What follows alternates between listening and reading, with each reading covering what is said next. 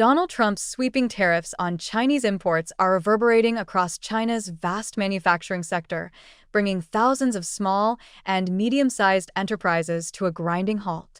At the heart of the disruption are stories like that of Lionel Su, a factory owner in Zhejiang province, who now finds himself surrounded not by progress or production, but by pallets of unsold mosquito repellent kits collecting dust in a warehouse.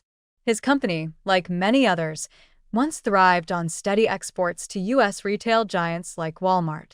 Now, with tariffs soaring to 145%, those same goods are stranded, unwanted, and increasingly unprofitable. The sentiment around him is one of quiet panic. "This is so hard for us," he says, and it's not hard to see why. This trade war, revived and escalated by Trump's return to the world stage, is far from a symbolic gesture. It's an economic rupture with concrete, painful consequences. Small Chinese businesses, especially those heavily dependent on U.S. buyers, are facing a grim reckoning. Their exposure to the American market has long been a source of pride and profitability, but it has now become their Achilles heel. The sudden imposition of high tariffs effectively prices them out of the American market, leaving behind warehouses full of unsold stock and production lines sitting idle. Many factories, like those at the Canton fair, have stopped production entirely.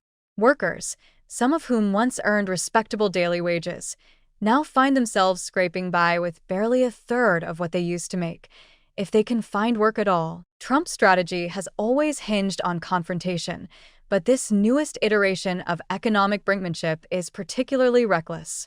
The decision to retain punishing tariffs on Chinese goods, even after global markets showed signs of distress, signals that his approach is not just about trade imbalances or domestic job growth.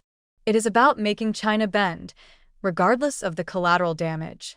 For the factories of Guangdong and Zhejiang, this means sudden financial ruin.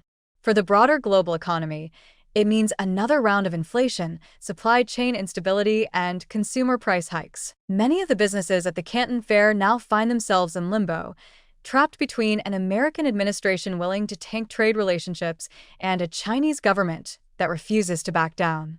Beijing's retaliatory 125% tariffs on U.S. imports are a clear message that it won't fold easily, but that message offers little comfort to the thousands of exporters now shut out of their largest overseas market.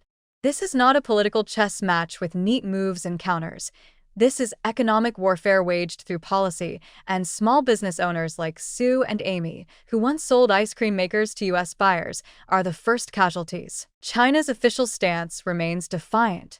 Officials continue to argue that the domestic market of 1.4 billion people will be sufficient to absorb the shock and provide an alternative source of revenue. But this confidence borders on denial.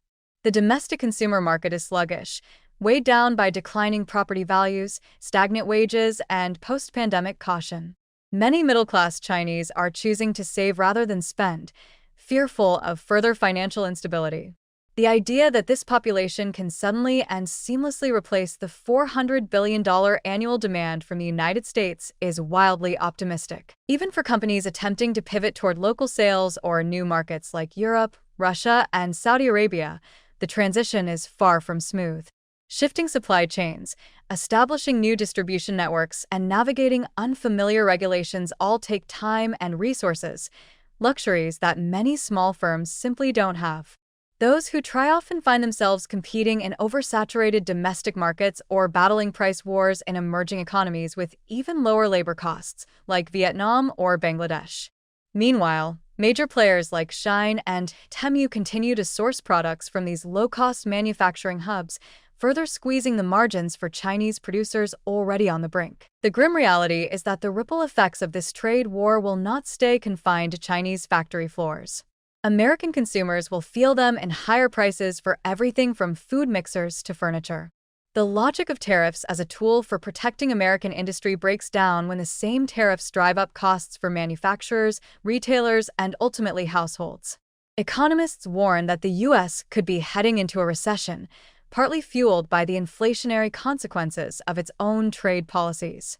Ironically, The working-class Americans whom Trump claims to defend may bear the brunt of these policies, paying more for basic goods while the job market slows. In the absence of meaningful dialogue between Washington and Beijing, businesses caught in the crossfire are left to fend for themselves.